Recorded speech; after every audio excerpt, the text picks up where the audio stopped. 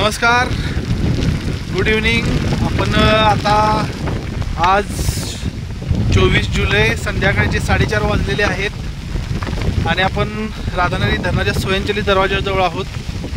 गेल्या 1-1.5-2 तासामध्ये बरेचसे कोल्हापूरमधून कॉल येत आहेत की राधानगरी धरणाचे दरवाजे उघडले का। बरेचसे व्हायरल व्हिडिओ होत आहेत की 1 दरवाजा उघडला, 2 दरवाजे उघडले।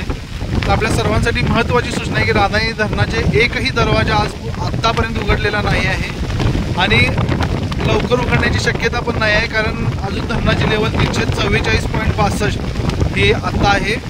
347.50 एवढी लेवल झाल्यानंतर धरणाचे दरवाजे उघडतात, त्यामुळे कुणीही पॅनिक होऊ नये।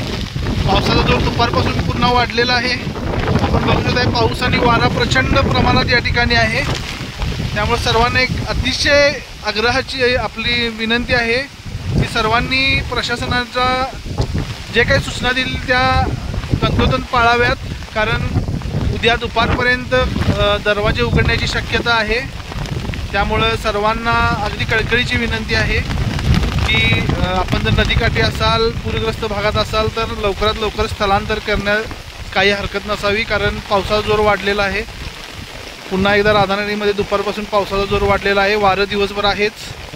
त्यामुळे हा व्हिडिओ पूरग्रस्त भागातील सर्व लोकांपर्यंत पोचवा आणि लवकरात लवकर सुरक्षित स्थळी आपण आपलं स्थलांतर करावं असं मला वाटतं। धन्यवाद।